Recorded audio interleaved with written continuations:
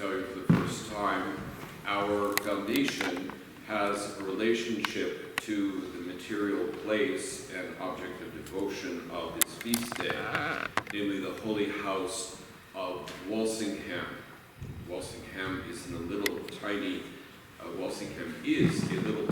village tucked away in the northeast of England, about 2 hours away from London, and was once one of the most important places of pilgrimage in all of Europe.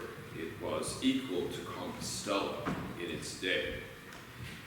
In the year 1061, which was 5 years prior to the Norman conquest, and therefore associated with the first millennium of Christianity, a noblewoman by the name of Lady Rochelle de Fabarge had a series of visions of the Blessed Virgin Mary, who took her in spirit to Nazareth in the Holy Land and showed her the house where the Archangel Gabriel made his annunciation of the divine conception of her Son, our Lord Jesus Christ, in the Virgin's womb.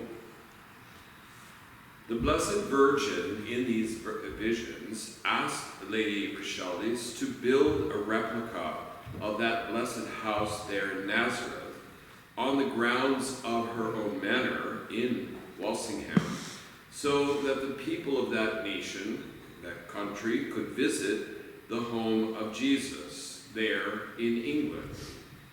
And that was most likely because the Crusades were in full progress and they prevented people from making pilgrimage to the Holy Land. The Holy Land being very much the object of the Crusades' efforts to free them from the infidel holding. And so it was that English Christians, in virtue of this little house that Rochelle has built on her property, they were able to visit Nazareth in their own country. For to the medieval mind, a symbol was interchangeable almost with the reality. And so that little wooden house, which was built in accordance with the Virgin's directions and information based on Rochelle's own measurements of the house, which was later to be unearthed in modern archaeological endeavors there in Nazareth under the great church, very modern church in the 1950s of the Church of the Annunciation in Nazareth. Walsingham and that holy house became the premier shrine to Our Lady, not only in England, but of the Middle Ages. It was, in fact, in a manner of speaking, the Fatima of that era. And around it grew up a large monastery. By 1153, that is to say, within a century, an Augustinian foundation of regular canons had been established there next to the Holy House. It was named the Priory of the Annunciation of the Blessed Virgin Mary. The canons had care of not only the shrine, but the immense throngs of pilgrims who came there to visit that holy place. Not the statue of Our Lady of Walsingham. They came to visit the house of Nazareth, where Mary, Joseph, and Jesus lived their wondrous life of virtue and service to God. And so, during medieval times, that is prior to the Protestant Reformation, Walsingham was visited by thousands of pilgrims from all over Britain and indeed all of Europe. The entire medieval village was dominated by ecclesiastical buildings and very fine timbered frame buildings, which are still visible today. All of these provided hostleries and shops which served the pilgrims who poured into the village. If you were to go there, you will find that this early medieval town, it's just a town, has a very highly unusual grid pattern of streets. And this was a direct result of this visitation of so many people. It was an early example of deliberate planning out the city, the layout of the city, because it was a village that catered entirely to visitors. Many, many thousands of pilgrims also included nearly all the kings and queens from Henry III, beginning in the year 1226, who truly put the place on the map, so to speak. He visited the shrine 12 times during his reign. And these royal visits continued right up to and including Henry VIII, who came there twice, the first time being in 1511. By the 14th century, so many pilgrims were visiting the shrine that the priory was enlarged, and the little wooden holy house, the original house, was encased in a massive stone chapel which was attached to the north side of the priory church. That would be that door there, let out of a magnificent medieval stone edifice into a more massive building, still small, but right out there. Now, only the vast east end of the canon's church remains. That would be this end here, and the framework of the window over their high altar. This is all that stands there now, and it gives some idea of the scale and the beauty of the late medieval complex, which grew up around Richelieu's original wooden house, built according to the directives of the Blessed Virgin Mary. As for Henry VIII, he not only walked the mile between the Slipper Chapel, it was a chapel, I think, dedicated to St. Catherine, and it was where the pilgrims first stopped when they came to Walsingham. It was a mile away from the shrine, from the priory, and they put off their shoes there. That's why it's called the Slipper Chapel. And Henry, the citizens of Walsingham remembered well, his walking that mile barefoot between the Slipper Chapel and the Holy House of the Priory. And then as king, he also pledged tons of candles to be burned before the image of Our Lady and Child, which stood within the ancient Holy House. The only idea we have of that image was in the Priory seal, stamped to the final act of the canons, which I will come to that. That is what the shrine, the image of Our Lady of Walsingham is based on.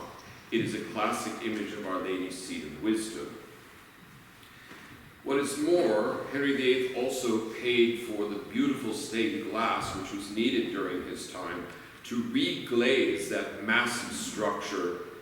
It had walls that were twice as thick, great stone medieval walls, but they were twice as thick as that held up the vaulting in the Abbey Church. That stone church had been erected to protect the original wooden house of Lady Richelieu's. That house, England's Nazareth, was the centerpiece of a profound outpouring of Catholic devotion to God, to Christ, to his incarnation, to the Blessed Virgin Mary, to all the truths of Catholic Christianity, which built England and which built the incredibly integrated Catholic society, which was known and continuing up to the very eve of the Reformation. So that house stood there, this little wooden house, for more than 500 years.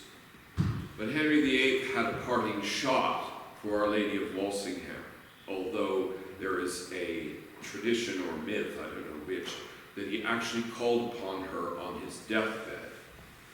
In any event, the Protestant Reformation, so-called, brought everything to an end, not only there in Walsingham, not only across all England, but in fact all of Europe, and it was a turning point in the whole of Western civilization. Now, all those pilgrims meant that was a very, very wealthy shrine. Erasmus once visited there and said, "Methinks Our Lady of Walsingham is richer than the kings of Cologne." The three kings are in a reliquary and behind and above the high altar of the magnificent Gothic cathedral in Cologne. Erasmus said, upon visiting Walsingham, there was more gold and money and evidence there than even in this great urban cathedral with its shrine of the three kings. Now, Henry, when he decided that the Pope was not capable of giving him a wife who was going to give him a son who would be an heir to his throne, his solution was to break with the Holy See and name himself the head of the church in England. And so began a reign of terror, not that the Church of England was a continuity of the Catholic forebears. It assuredly was not and is not. Henry demanded of all of the Catholic clergy in England that they sign an oath of allegiance recognizing him as the supreme head of the church in England. Now, it was to the absolute shame of those Augustinian canons. They were the first clergy of England to sign this oath of allegiance.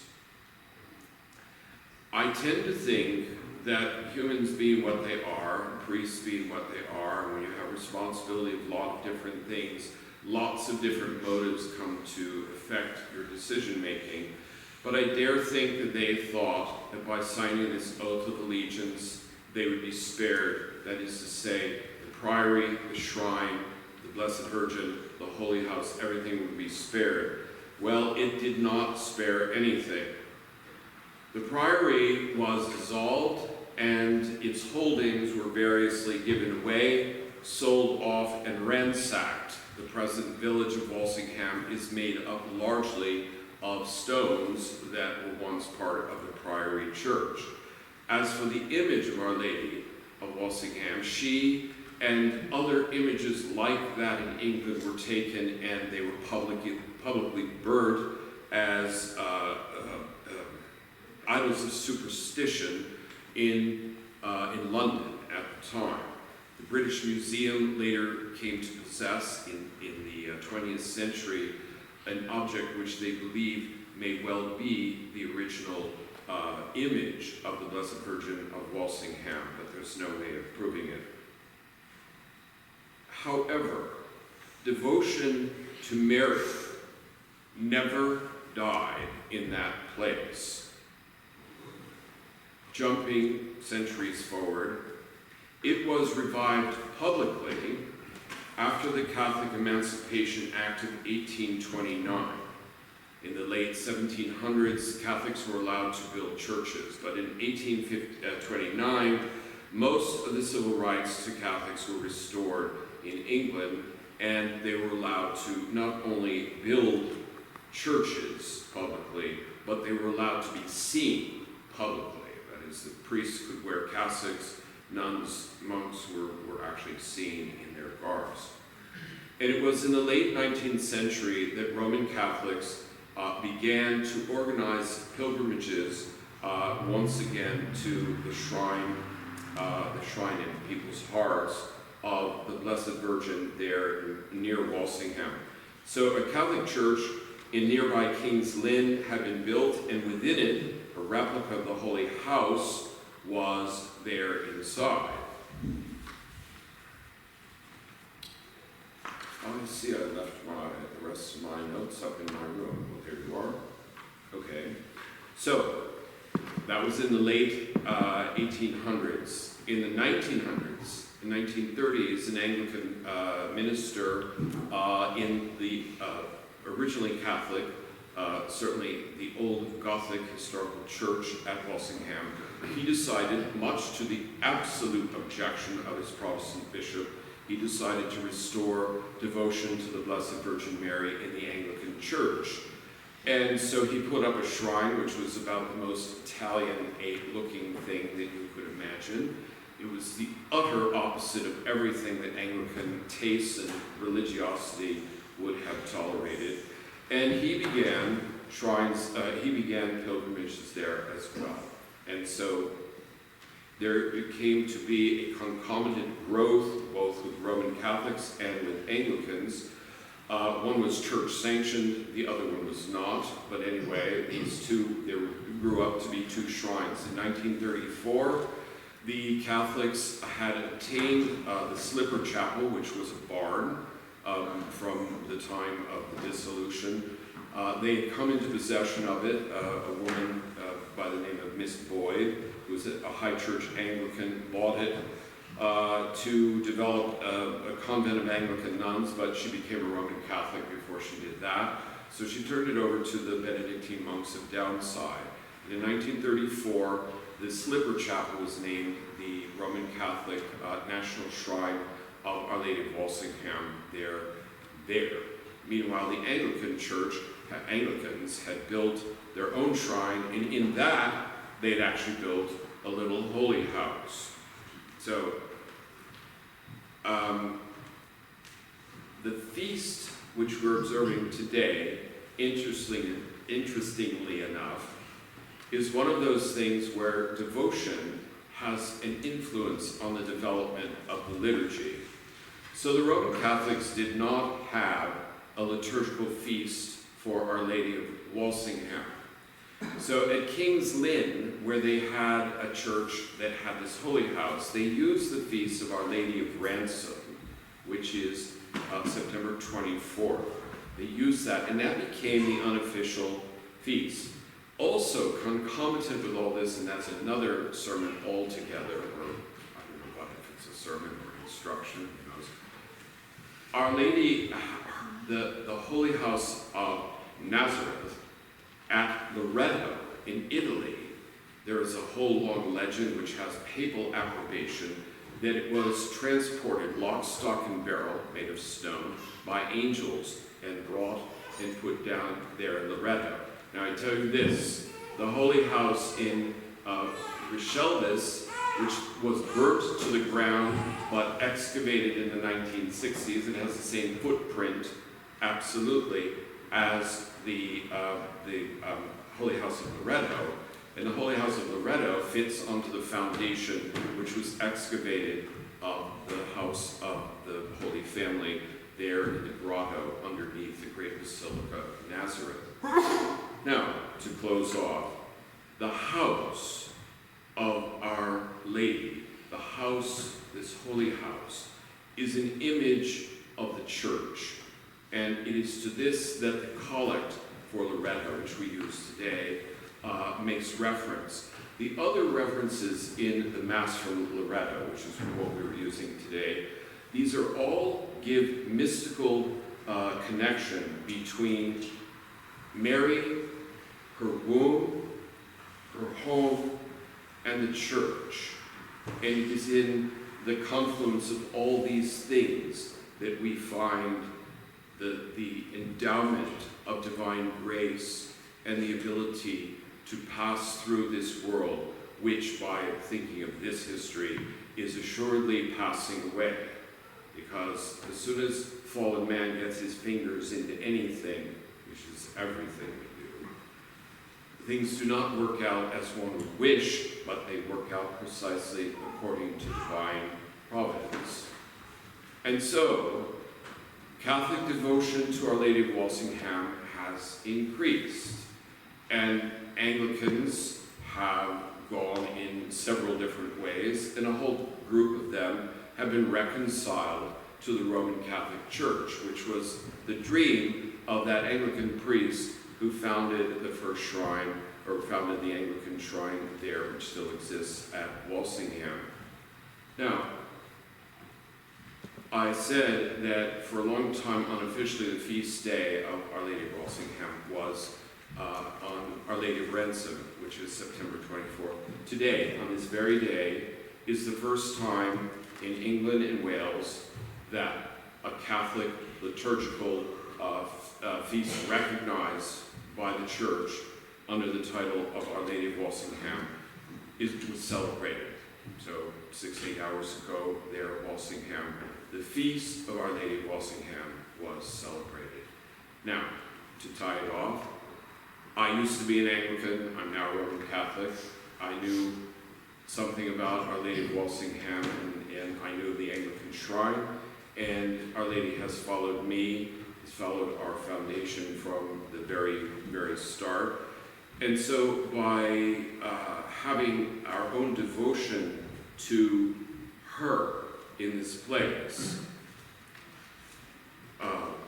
having a devotion to the Blessed Virgin Mary under the title of Walsingham here gives us a direct connection with the first millennium of Christianity. It gives a direct connection to our desire to be and to serve the Church as consecrated religious who are given over to the liturgy and to living out a vocation, but one of reparation for those poor men who, most of them, the prior and one other were actually martyred because, not the prior, but one of them was martyred because he refused to sign the oath of allegiance. We have given our whole work, our whole foundation, everything into the care of Our Lady under this title of Walsingham, because she is the mother of the Church, and the Church is the Domus Dei, the house of God. And in this house, we keep the faith which built England, which built Catholic Europe, which built a whole civilization ordered towards Jesus Christ. So on this feast day, first one officially of Our Lady of Walsingham, we ask her to plead with her divine Son to heal all of the rifts and divisions of Christianity, to heal with their grace, their balm, their unction of sweet peace, the divisions in the Church. They would lead us to heaven, which is that home, that true house, for which God has created us and given us life.